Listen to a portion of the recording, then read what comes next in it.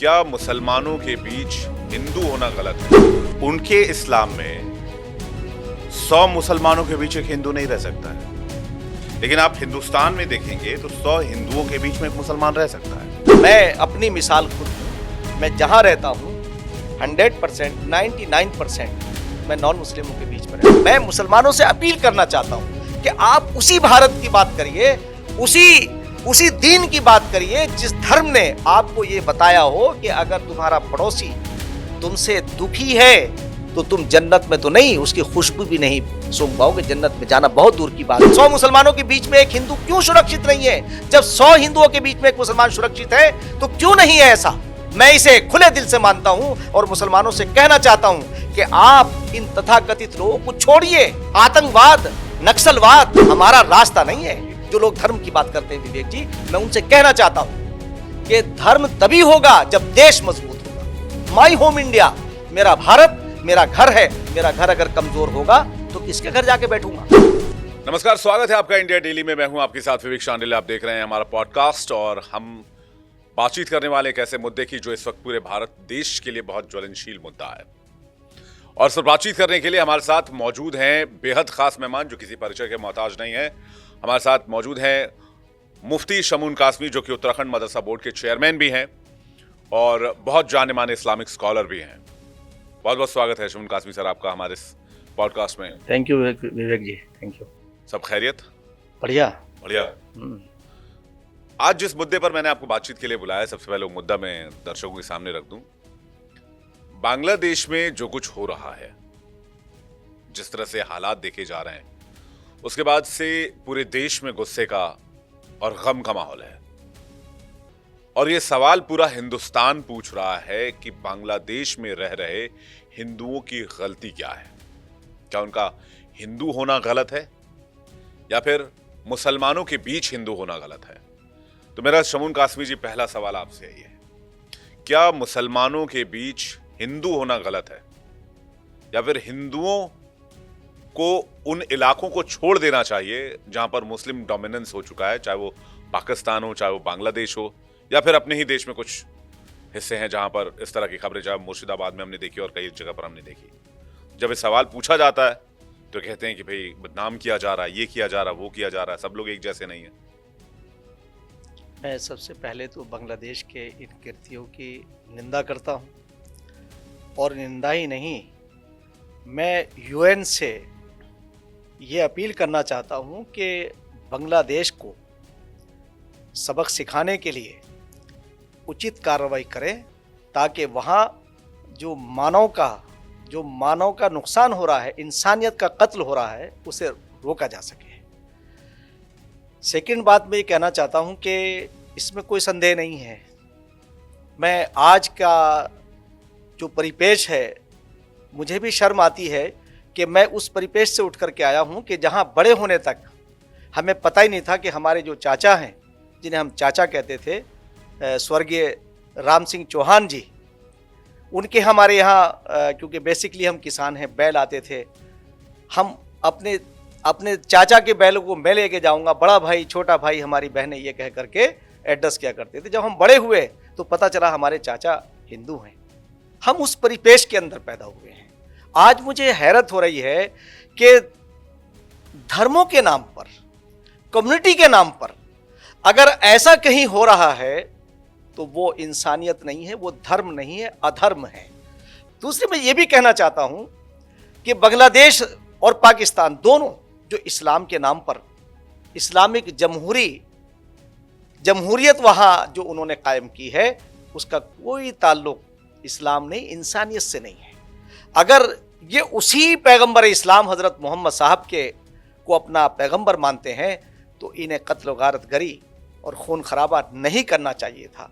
ये उसी पैगंबर इस्लाम को अगर का नाम लेते हैं तो उन्होंने जब मस्जिद नबवी के अंदर बैठे हुए हैं तो गैर मुस्लिम आते हैं, वहां वो गंदगी कर देते हैं, टॉयलेट कर देते हैं, तो संगति उठते हैं उनकी तरफ को, तो उन्हें रोकते हैं कि नहीं, हरगिज ऐसा नहीं करिए, और फिर उन्हें समझाते हैं कि देखो ये पवित्र जगह है।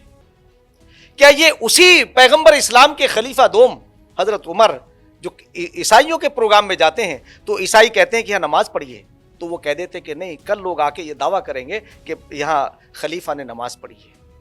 मेरी समझ से ये बालातर है कि ये कौन सा इस्लाम है, ये हजरत मोहम्मद साहब वाला इस्लाम नहीं है। दूसरी बात यह है कि अल्लाह ये कह रहा है लम यशकुरुन्नास लम यशकुरुल्लाह, जो अल्लाह का, जो बंदों का शुक्रिया अदा नहीं करता, उनका धन्यवाद नहीं करता, वो ईश्वर का भी धन्यवाद नहीं करता, यानी अल्लाह का भी शुक्रिया अदा नहीं करता। हमने 1971 के अंदर जो बांग्लादेशियों को पाकिस्तान, जो पश्चिमी पाकिस्तान था, ये पूर्वी पाकिस्तान कहलाता था, 1971 के अंदर पूरे भारत ने जिस ताकत के साथ बांग्लादेश का साथ दिया और वहां इनकी जानों का और माल की हमने रक्षा की, हमारी फोर्स ने रक्षा की, क्या वही बांग्लादेशी हैं? ये बहन बेटियों की रक्षा की, बहन बेटियों की रक्षा की, क्या ये वही लोग हैं? मुझे नहीं लगता कि इनका इंसानियत से, मैं इस्लाम की या सनातन धर्म की या अन्य धर्मों की बात नहीं कर रहा हूं, मैं तो ये कहता हूं ये राक्षस हैं और राक्षसों को पर कार्रवाई होनी चाहिए। और याद रखें, मैं विवेक जी आज मैं आपको बैठे हुए कह रहा हूं, ऐसा बिल्कुल होगा कि इन्हें ऐसी सजा मिलेगी, आप इंतजार करिए। जो भी आपने कहा जलजला, यकीनी तौर से जलजला आएगा। अरे आप नाहक लोगों का कत्ल कर रहे हैं सिर्फ इसलिए कि वो आप जैसा नहीं है, वो आपके धर्म की, आपकी पूजा पद्धति नहीं करता। अरे यहां तो ये कहा कि वसुधैव कुटुंबकम, वही इस्लाम का फलसफा है। अल खल्क़ु अयालुल्लाह, तमाम मखलूक अल्लाह का परिवार है, तमाम विश्व एक परिवार है। तो फिर कहां से ये चीज आ गई? कौन सा इस्लाम पढ़ा रहे हैं? वो इस्लाम नहीं पढ़ा रहे। और वो क्या पढ़ा रहे हैं? आप तो मदरसा बोर्ड के चेयरमैन हैं। उनके इस्लाम में 100 मुसलमानों के बीच एक हिंदू नहीं रह सकता है, लेकिन आप हिंदुस्तान में देखेंगे तो 100 हिंदुओं के बीच में एक मुसलमान रह सकता है। बिल्कुल, मैं अपनी मिसाल खुद हूं।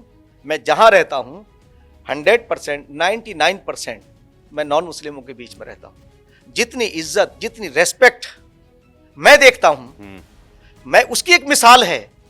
तो मैं आपको एक बात ये कहना चाहता हूं, उत्तराखंड राज्य है, यही वजह है। देखिए असल में है क्या कि उत्तराखंड राज्य के अंदर जो हमारे लोकप्रिय मुख्यमंत्री, उन्होंने पुष्कर सिंह धामी जी ने मदरसा बोर्ड को कभी, मैं उसे ये कहता हूँ, विस्तार किया। तमाम 6 माइनॉरिटीज़ को शामिल करके, सिख, ईसाई, बौद्ध, मुस्लिम और पारसी और जैन, उन्हें मिलाकर के एक वो प्राधिकरण बनाया। इसलिए बनाया कि ताकि ये मदरसों में गरीब घरों के पढ़ने वाले बच्चे, इन्हें आधुनिक एजुकेशन दी जाए, इनका कोई मिसयूज ना कर सके। आज हो ये रहा है कि जो सांप्रदायिक माहौल को पैदा किया जा रहा है, उनका ब्रेन वॉश किया जाता है ताकि वो आधुनिक एजुकेशन पढ़ेंगे तो इन सारी चीजों से हट करके आएंगे, वो राष्ट्रवाद की तरफ आएंगे। मुसलमान पढ़ेगा तो राष्ट्रवादी बन जाएगा? नहीं, मैं देखिए वो चीज भी आप कहेंगे कि अभी वो पढ़े लिखे लोग थे। मैं आपको ये बता दूं कि पढ़े लिखे लोग ही आतंक का रास्ता भी अपनाते हैं, अमन का भी अपनाते हैं। आपने देखा होगा कि आप ये देखिए कि देश के अंदर पॉलिटिकल पार्टी जितनी रही हैं, आप ये देखिए 2014 से पहले यहाँ भारत के अंदर मिलीजुली सरकार थी, कांग्रेस की सरकार थी, 10 साल कांग्रेस की सरकार रही, 60 साल तक उन्होंने राज किया। 60 साल के अंदर मुसलमानों की वो हालत होगी कि वो वोट बैंक बने रहे, और वोट बैंक बनाने के लिए उन्होंने आरएसएस और बीजेपी से डराया। मैं आज एक बात ये कह सकता हूँ कि इन 11 सालों के अंदर जो कार्य देश के प्रधानमंत्री ने किए हैं, मैं दावे के साथ ये बात कर रहा हूँ, चैलेंज के साथ, अब तक 70 सालों में वो नहीं हुआ जो देश के अंदर तमाम कम्युनिटीज़ को और मुसलमानों को सबसे ज़्यादा फ़ायदा पहुँचा। तो जितने ये तथाकथित लोग हैं, इनका मंशा ये है कि ये मेन स्ट्रीम से कट जाए। इसीलिए मैं उत्तराखंड राज्य के माननीय मुख्यमंत्री पुष्कर सिंह धामी की तारीफ करता हूँ कि उन्होंने इस बात को समझा और आधुनिक एजुकेशन से जोड़ने का जो प्रोग्राम किया। तो इन लोगों ने प्रोपेगेंडा, एक बात कह दूं बस, प्रोपेगेंडा क्या किया, जो हमारे यहाँ वैध मदरसे थे 452 मदरसे, किसी पे कोई कार्रवाई नहीं हुई।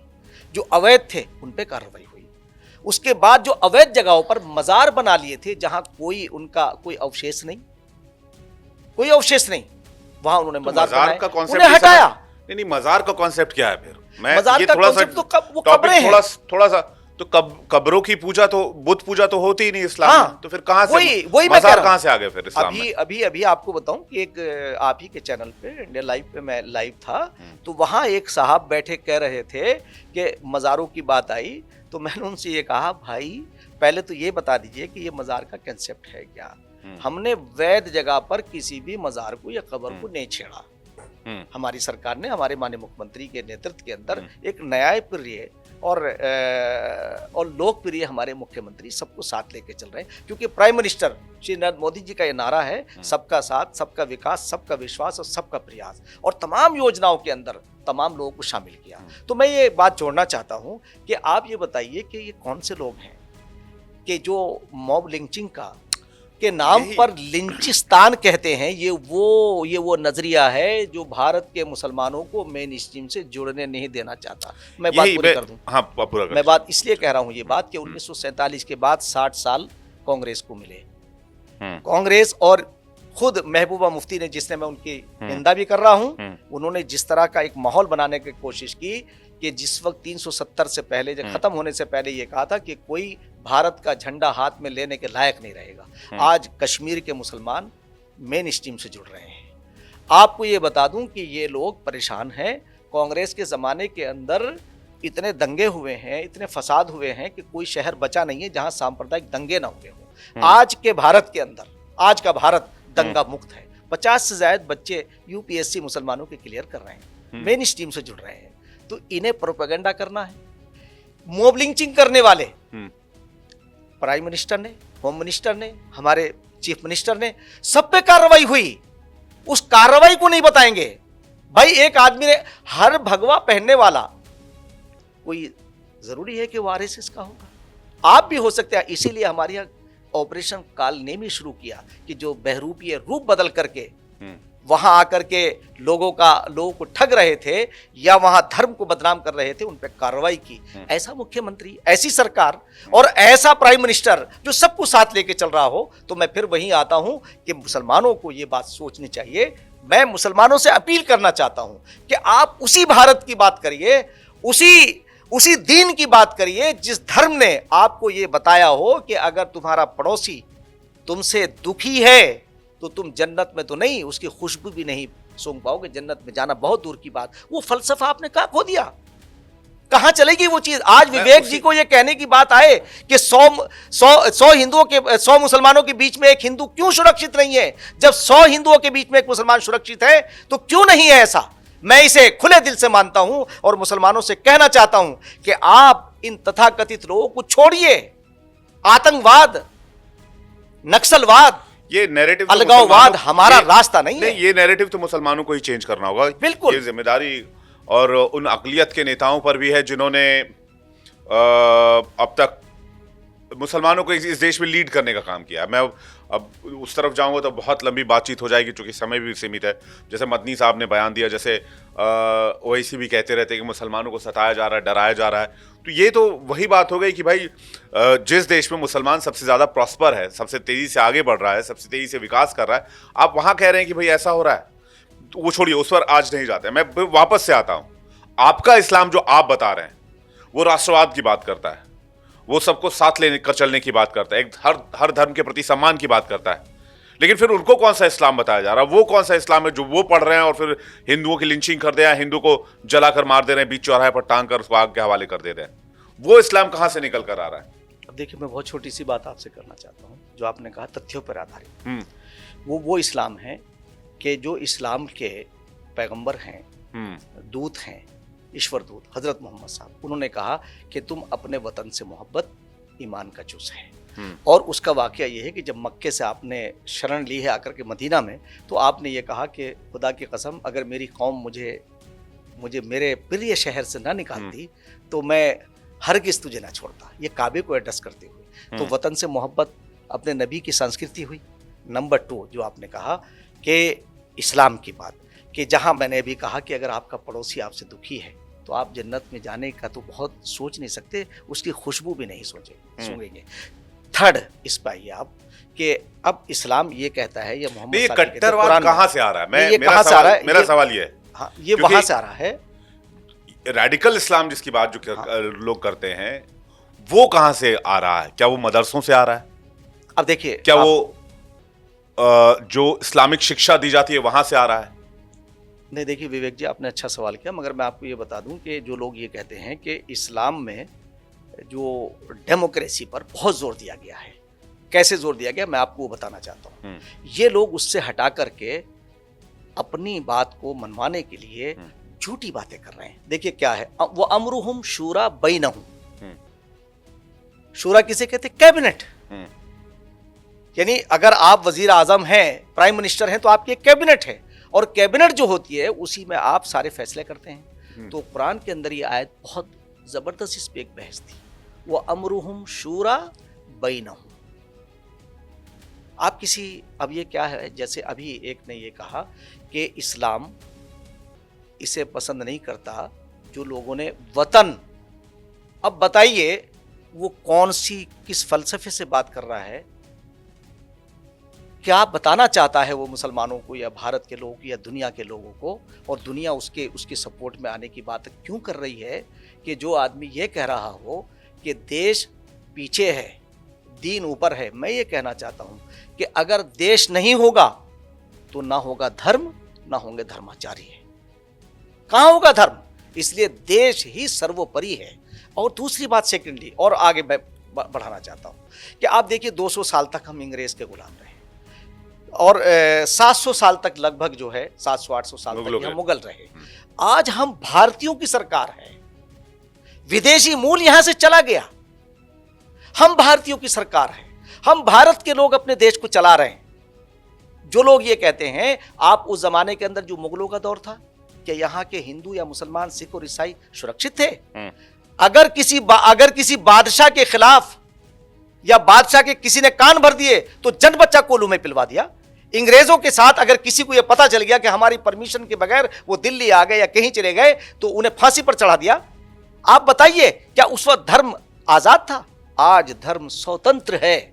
स्वतंत्रता के साथ आप अपनी पूजा पद्धति के हिसाब से आप अपनी जीवनचर्या लेकर चल रहे हैं। आप बताइए, सोचिए, अगर देश नहीं होगा तो धर्म कहां है? जो लोग धर्म की बात करते हैं विवेक जी, मैं उनसे कहना चाहता हूं कि धर्म तभी होगा जब देश मजबूत होगा। माई होम इंडिया, मेरा भारत मेरा घर है। मेरा घर अगर कमजोर होगा तो किसके घर जाके बैठूंगा? तो ये समझाने की जरूरत है। यही काम हम उत्तराखंड राज्य के अंदर अपने माननीय मुख्यमंत्री पुष्कर सिंह धामी जी के नेतृत्व में कर रहे हैं। हम घर घर जाकर के, मैं मस्जिदों में जाकर मुसलमानों से पूछता हूं कि बताइए, तो वो कहते हैं कि भाई ये तो हमें किसी ने बताया ही नहीं। मैं ईमानदारी के साथ बता रहा हूं कि आज सरकार इस पे काम कर रही है। सरकार बहुत पॉजिटिव तौर से सोच रही है। देश के प्रधानमंत्री ने आज तक जितनी भी योजनाएं हैं, किसी भी वर्ग को वंचित नहीं किया है, सबको शामिल किया है। और कैसा देश चाहते हैं आप? आज देश से जो ये पत्थरबाज हैं, क्यों पत्थरबाज कश्मीर से खत्म हो गए? कैसे पत्थरबाजी की ये चीजें जो है वो पुनरावृत्ति हो रही है? इसलिए हो रही है कि इनकी दुकानें बंद हो जाएंगी। जैसे आपने अभी हवाला दिया कि जिहाद, समझते हैं जिहाद का मतलब ये? जिहाद का लफ्ज आपने इस्तेमाल कर लिया, आपने काफिर का लफ्ज इस्तेमाल कर लिया। आपको पता है किसे कहते हैं? अरे आप बताते तो सही, कम से कम लोगों को आप लोगों को कंफ्यूज कर रहे हैं। लोगों को कंफ्यूज कर रहे हैं। आप कह रहे हैं कि तब तक जिहाद होगा जब जुल्म होगा। देश के अंदर डेमोक्रेसी है, आप यहाँ संविधान है। कॉन्सेप्ट ये पढ़ाया जाता है कि काफिरों को मारो तो जन्नत मिलेगा, 72 हूरें मिलेंगी। आप मुझे बताइए, आप वेदों निंदा का नास्तिक, वेदों का इनकार करने वाला काफिर है। हम ये कहते हैं कि संसार का पहला जो ज्ञान है वो वेद है, और अंतिम जो वाणी है वो कुरान है, और दोनों का मूल है एको ब्रह्म द्वितीय नास्ते वादो ला शरीक, वन गॉड विदाउट सेकंड। अव्वल अल्लाह नूर उपाय कुदरत के सब बंदे, एक ही नूर से सब जग उपजे, कौन भले कौन बंदे। या अय्युहन नास इन्ना खलकनाकुम मिन ज़करिन व उन्सा, ऐ लोगो हमने तुम्हें एक ही नरो नारी से पैदा किया। आज तक कोई फलसफी लाई है जो ये कह दे कि ये पूरा संसार एक नरो नारी की संतान नहीं है? मैं उसका चैलेंज स्वीकार करने को तैयार हूं। मैं आज आपसे कहना चाहता हूं, धर्म कहां आता है? तो धर्म के माने धारणा के हैं। धर्म मतलब जिसको आप धारण कर सके, जिसे धारण कर सके, जिसे धारण किया जा सके। लेकिन अब मैं इसी टॉपिक को थोड़ा सा और आगे बढ़ाता हूं। मैं थोड़ा समझने की कोशिश कर रहा हूं। गाजा फिलिस्तीन के मुसलमानों के लिए या फिर वहां के पीड़ितों के लिए हमारे देश का जो मुसलमान है उसका कलेजा फट जाता है, दर्द से करा उठते हैं वो लोग। चलिए मैं मानता हूं मानवीयता के नाते सवाल पूछना भी ठीक है, मैं इतना तक सहमत होता हूं। ठीक है, आपका ठीक है सवाल। लेकिन बांग्लादेश में जब हिंदू मारा जाता है तो कहते हैं मैं बांग्लादेश से हमें क्या लेना था, हमसे बांग्लादेश को लेकर सवाल क्यों पूछ रहे हो। फिर जब उन्हीं से फलस्तीन को लेकर सवाल पूछा तो कहते हो मानवता है। मानवता सिर्फ एक धर्म के लिए कैसे हो सकता, मानवता तो सर्वधर्म में होना चाहिए, फिर सभी धर्मों के लिए होना चाहिए। यहां पर भी नैरेटिव चेंज हो जाता है, यहां पे भी सवाल जो है वो बदल दिए जाते हैं।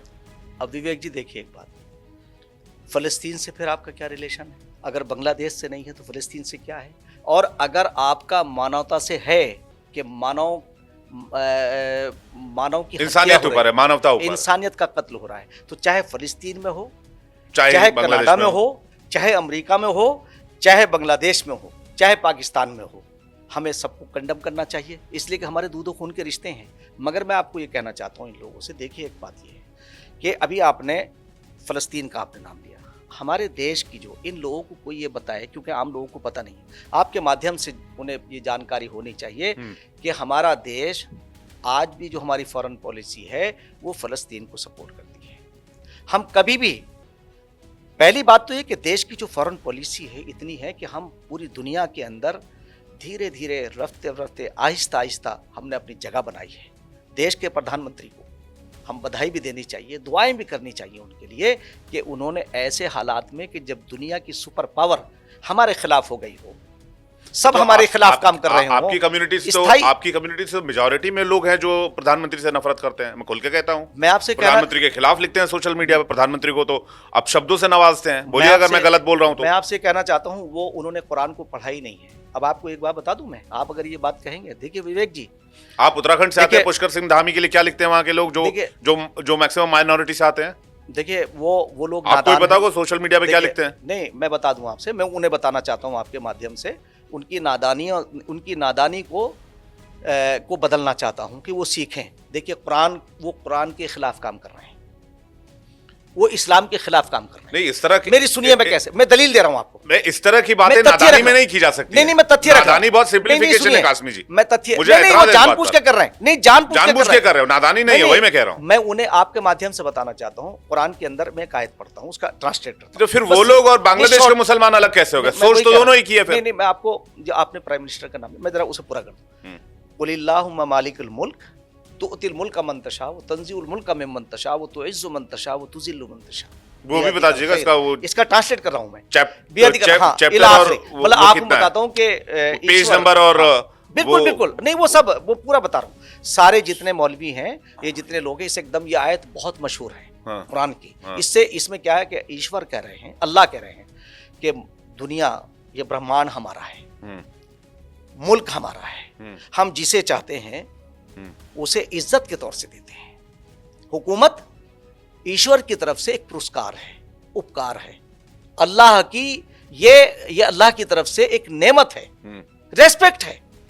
तो जिस इंसान को उस मालिक ने इस मुल्क का हुक्मरान बनाया और इज्जत दी, तुम कौन हो? तो फिर अल्लाह आगे कहते हैं, ईश्वर कहते हैं कि सारी दुनिया मिलकर के किसी को जलील करना चाहे तो तुम जलील नहीं कर सकते, सारी दुनिया मिलकर किसी को इज्जत देना चाहे तो इज्जत नहीं दे सकते। तो मैं ये तो कुरान से बात कर रहा हूं। आगे आइए, उसमें एक आगे आया, अतीउल्लाह व अतीउर रसूल व उलुल अम्री मिनकुम।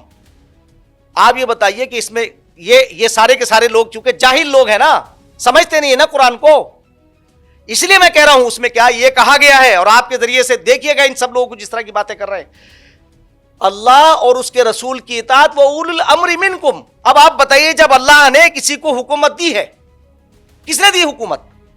कादिर मुतलक कौन है? किसने सीट पे बिठाया? तुमने बिठाया। उनके लोगों के दिलों में मोहब्बत किसने पैदा की?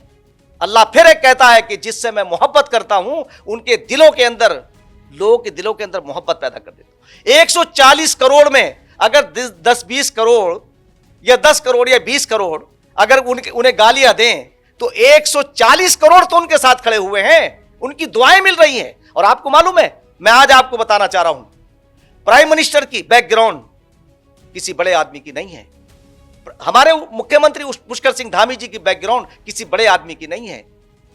आप ये देखिएगा कि ये दोनों जो बड़ी कुर्सियों पर बैठे हैं, ये किसने बिठाया? अगर उनके अकीदे के एतबार से अल्लाह है, ईश्वर है, तो उन्हें समझना चाहिए कि ये ईश्वर ने इस जगह पर बिठाया। और जो आपने कहा ना कि ये नादान ही मैं इसलिए कहूंगा कि अपने छोटे से फायदे के लिए ये देश का बड़ा नुकसान कर रहे हैं। अभी आपने एक नदवी का बयान देखा होगा, वो ये कहता है कि देश से ऊपर धर्म है। अरे कोई इनसे पूछे, अगर देश नहीं होगा तो कहां होगा धर्म? आप देखिए फलस्तीन की का मैं हवाला देता हूं, किस तरह से जब उनके पास कोई देश नहीं है, उनके पास देश नहीं है ना, तो वो किस तरह से अपनी अपनी इबादतें करते, कितने परेशान है वो। जब हम यहां इंग्रेज था, यहां मुगल थे, तो अगर जमींदार को यह बात बर्दाश्त नहीं हुई तो जन बच्चा कोल्हू में पिलवा दिया। अरे कोई नादानों से पूछे, इनसे पूछिए कि तुम एक देश के अंदर आज देश के आप यहां से सहारनपुर देहरादून चले जाइए, आप 2.5 घंटे में देहरादून पहुंचने वाले हैं। आप 4 घंटे के अंदर जो कल 10 घंटे का 12 घंटे का रास्ता होता था, आज वो घट के 3 घंटे का 4 घंटे का रह गया। ये किसने काम किया है? उसी साधारण घर में पैदा होने वाले व्यक्ति ने किया है, उसी साधारण घर के अंदर पैदा होने वाले मुख्यमंत्री चीफ मिनिस्टर ने किया है। पुष्कर सिंह धामी ने पूरे उत्तराखंड के अंदर अब तक के जितने मुख्यमंत्री आए, सबसे लोकप्रिय, सबसे ज्यादा विकास कार्य करने वाला अगर कोई मुख्यमंत्री, आखिरी सवाल आपसे पूछने जा रहा हूं, आपके इन्हीं बातों की वजह से अव्वल तो आपके लिए ऊपर लोग ये लिखते हैं कि आपको इस्लाम की जानकारी नहीं है, आप असली मुसलमान नहीं है, आप असली इस्लाम नहीं जानते, आपके लिए लोग लिखते हैं और आपको पता है ये बात, और आपको कहते हैं आप बीजेपी के एजेंट हैं, आप आरएसएस के एजेंट हैं। यानी एक पढ़ा लिखा मुसलमान अगर राष्ट्रवाद की बात करेगा तो फिर वो बीजेपी का एजेंट हो जाएगा, उसको इस तरह से पेंट कर दिया जाता है। अविवेक जी देखिए, मैं बहुत शॉर्ट बात कहूँगा, 60 साल तक इन्होंने आरएसएस और बीजेपी से डरा करके वोट बैंक बनाया मुसलमानों को, मेन स्ट्रीम से उन्हें जुदा किया। और मैं ये दावे के साथ कह रहा हूँ, मैं इस्लाम को जितनी मैं जानता हूँ, मैं उनसे डिबेट करने को तैयार हूँ कि खुदा के वास्ते आप इस्लाम को बदनाम करो ना करो, आप मेरे से दुश्मनी है, आप मेरे से कर सकते हो, मगर पूरे देश से खिलवाड़ मत करो, पूरे धर्म से खिलवाड़ मत करो। आज इस्लाम से दुनिया में कोई नफरत नहीं करता है, इनके आमाल की वजह से, इनके कार्यों की बिना पर। मैं एक बात कहना चाहता हूँ कि हज़रत मोहम्मद साहब, जब 100 दुनिया के बड़े लोगों का नाम आता है तो सबसे पहले लिखने वाला मुसलमान नहीं है, उनका नाम लिखता है रिफॉर्मरों के अंदर, जो रिफॉर्मर पैदा हुए हैं। अब आप ये बताइए कि मैं इस्लाम को, अब इन्होंने तो वही काम कर दिया कि नाक वालों को देख करके बगैर नाक वालों ने पहले कहना शुरू कर दिया कि इनके पास तो नाक ही नहीं है। भारतीय जनता पार्टी को मैं सपोर्ट करता हूँ, तो भारतीय जनता पार्टी हिंदुस्तान के लोगों की पार्टी है। आरएसएस एक ऐसा संगठन है जो राष्ट्रवाद, राष्ट्र को सर्वोपरि रखता है, वो कोई समझौता इसमें नहीं करता है। इन्हें कुछ लोगों ने अपने फायदे के लिए इन्हें गुमराह कर रखा है, अच्छी एजुकेशन इन्हें देने नहीं दी है, इनकी तरबियत यानी इन्हें संस्कार अच्छे नहीं मिले हैं, इसलिए ये दूसरे को कह रहे हैं। मैं उनसे आपके सामने आपके उससे चैलेंज करना चाहता हूं कि ये कुरान की मैंने 3 आयतें पढ़ी हैं, इसे बैठ करके किसी जो भी कुरान के जो विद्वान हैं, आप उनसे जाके पूछिए, जितनी बड़े बड़े यहाँ इदारे हैं जितने हिंदुस्तान के अंदर। बस मैं तो एक बात कहता हूँ, जैसे अभी नदवी का एक बयान आया, मैं इसलिए कंडम कर रहा हूँ कि उन्होंने कहा कि राष्ट्र के ऊपर धर्म है। मैं उनसे पूछ रहा हूँ कि जिस धर्म के नाम पे पाकिस्तान बनाया वहाँ धर्म नीचे है, जिस बांग्लादेश को इस्लाम के नाम पे बना वहाँ धर्म नीचे है। अगर तुम्हें वाकई इतना वो है तो ये तो बता दो कि कौन से तुम इस्लाम की बात करो। हज़रत मोहम्मद साहब का इस्लाम ये नहीं है, मेरा इस्लाम हज़रत मोहम्मद सल्लल्लाहु अलैहि वसल्लम का लाया हुआ इस्लाम है। मैं 1 इंच भी उससे हटा हुआ नहीं। और भारत के प्रधानमंत्री, भारत के जितने भी चीफ मिनिस्टर हैं, हमारे मुख्यमंत्री तो बहुत शालीन हैं, वो तो अति संवेदनशील हैं, उन्हें कभी भी किसी चीज़ से उन्होंने कहीं समझौता नहीं किया है, न्यायप्रिय हैं। मगर मैं फिर एक बात कह रहा हूँ हाथ जोड़ करके कि भाई आप लोग सच बताओ, सच को छुपाना कितमाने इल्म हराम है। और अल्लाह के रसूल ने ये बात कही। मैं आखिर में कहना चाहता हूँ विवेक जी, मुझे याद आ गया कि अगर पहली जो रिलीजन में लोग थे, अगर उन्होंने गलत सलत बातें की हैं तो इस मेरी उम्मत के अंदर मेरे भी ऐसे चाहने वाले, नाम रखने वाले, वो गलत बात को प्रचारित करेंगे और सच को छुपाएंगे। और सच को छुपाना यह है कि मैं इनसे पूछना चाहता हूं कि ब्रह्मांड का मालिक एक है, कोई इनकार नहीं करता है। मैंने जैसे कहा पहले कि वेदों निंदा का नास्तिक, वेदों का इनकार करने वाला काफिर है। और वेद आसमानी किताब है, जैसे कुरान आसमानी किताब है, ऐसे वेद आसमानी किताब है अनेकों जगह पर। अरे आपने जिस चीज को वही चराग जिसे फजूल समझकर बुझा दिया तुमने, वही चराग जलाओगे तो रोशनी होगी। वसुधैव कुटुंबकम अल खल्क़ु अयालुल्लाह, हमारे नफ़े और नुकसान एक है, हमारे दूध और खून के रिश्ते हैं। निसंदेह जब हम अल्लाह की तारीफ करते हैं, जो प्रशंसा की बात आती है ना, हम खुदा की तारीफ करते हैं अल्हम्दुलिल्लाहि रब्बिल आलमीन, हम उस ईश्वर की तारीफ प्रशंसा करते हैं जिसने बगैर किसी भेदभाव के हमें एक ही नर और नारी से पैदा किया। या अय्युहन्नास इन्ना खलकनाकुम मिन ज़क्रिन व उन्सा। मैं उन सारे लोगों से जो सिर्फ और सिर्फ इसलिए बात करते हैं कि शमून कासमी ये बात कर रहा है तो इसलिए गलत होगी, तंजुर इला मन काल वला तंजुर इला मन, यानी आप उसे मत देखिए कि वो कह क्या रहा है, ये देखिए वो बात किसकी बात कर रहा है। मैं उस मालिक के कायनात की बात कर रहा हूं। खुदा के वास्ते इस दुनिया को खून खराबे से बचना चाहिए, और इस खून खराबे से बचा कोई सकता है तो सिर्फ और सिर्फ भारत। और भारत जिस दिन ताकत में आएगा, जिस दिन विश्व गुरु की पद्धति यह हासिल करेगा, पूरी दुनिया से शोषण का खात्मा होगा। आज हमारी जो फॉरेन पॉलिसी है उसे देखिए, कितनी काबिल तारीफ है कि हमने जिनसे हमारी दुश्मनी करा दी थी लोगों ने, हम तो दोस्ती का हाथ बढ़ा रहे हैं। यही तो हजरत मोहम्मद साहब का पैगाम था कि गैरों को अपना बनाओ, आप अपनों को गैर बना रहे हैं। चलिए, उम्मीद है कासमी साहब आपके इस संदेश पर आपका तबका अमल करेगा, और इंशाअल्लाह मैं इस बारे में बहुत पॉजिटिव रहता हूं किसी भी चीज़ को लेकर, और देखते हैं कि आपकी बात का कितना असर होता है। बहरहाल बहुत बहुत शुक्रिया हमारे साथ जुड़ने के लिए, बातचीत के लिए, अपना कीमती वक्त देने के लिए कासमी साहब, बहुत बहुत धन्यवाद। बस आपके माध्यम से कहना चाहता हूं कि अगर किसी को कोई है तो रात के 24 घंटे मेरे खुले हैं, आप पूछिए और इस्लाम को समझिए, सारे धर्मों का अध्ययन करिए। बहुत बहुत शुक्रिया। तो ये थे मुफ्ती शमून कासमी, जो कि खुलकर बातचीत की उन्होंने बांग्लादेश के मुद्दे पर और इस्लाम के मुद्दे पर, और भारत में जो जिस तरह की अभी हाल फिलहाल में जो घटनाएं हैं उसको लेकर। उम्मीद है बातचीत आपको पसंद आई होगी। अगर आपकी कोई राय है तो कमेंट सेक्शन में हमें जरूर बताइए, उसका भी जवाब देने की हम कोशिश करेंगे। बने रहिए इंडिया डील के डिजिटल प्लेटफॉर्म पर, यहाँ खबरें लगातार जारी हैं।